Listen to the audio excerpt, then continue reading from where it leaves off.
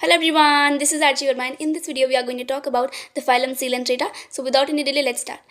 पहले तो ये ऑर्गेनिज्म जो हैं सीलेंट्रेट्स जो हैं बेसिकली वो tissue level of organization show करते हैं, मोस्टली मरीन कंडीशन के अंदर रहना पसंद करते हैं। साथ ही साथ में ये लोग डायप्लोप्लास्टिक ऑर्गेनाइजेशन दिखाते हैं, यानी कि डायप्लोप्लास्ट होते हैं, और साथ ही साथ में इनके पास कोई सीलोम नहीं होती है, रेडियल सिमेट्री शो करते हैं। अब बात करते हैं इनके डाइजेशन के बारे में।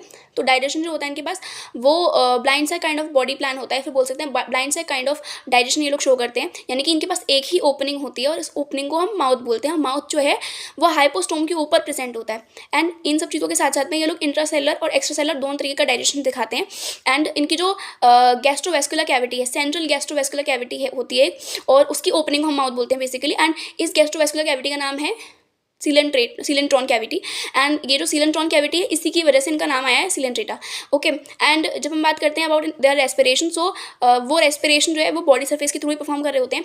एंड सर्कुलेशन के लिए जब न्यूट्रिएंट्स का सर्कुलेशन करना है कहीं ना कहीं, तो कोई भी हार्ट या कोई भी ऐसा सर्कुलेटरी पाथवे प्रेजेंट नहीं होता है, और ये लोग जो है वो सिर्फ और सिर्फ डिफ्यूजन के बेसिस पे ही अपना सर्कुलेशन परफॉर्म करते हैं, फिर कोई भी न्यूट्रिएंट्स पहुँचाना है किसी दूसरे सेल तक तो वो करते हैं इस तरीके से, यानी कि मेनली डिफ्यूजन ही सर्कुलेशन के लिए होता है। एंड जब बात करते हैं हम एक्सक्रीशन के लिए, तो एक्सक्रीशन के लिए अगेन बॉडी सरफेस के थ्रू ही एक्सक्रीशन होता है, NH3 यानी कि अमोनिया का एक्सक्रीशन ये लोग करते हैं। एंड साथ ही साथ में जब हम बात करते हैं इनके नर्वस सिस्टम के बारे में, तो नर्वस सिस्टम यहाँ पे आना शुरू हो चुका है। पॉरीफेरेंस के अंदर नर्वस सिस्टम नहीं था, लेकिन इनके अंदर देखने को मिलता है। नर्वस सिस्टम जो है बेसिकली उसको हम कहते हैं नेटवर्क ऑफ न्यूरॉन बोल सकते हो, या फिर diffuse nerve net kind of बोल सकते हैं।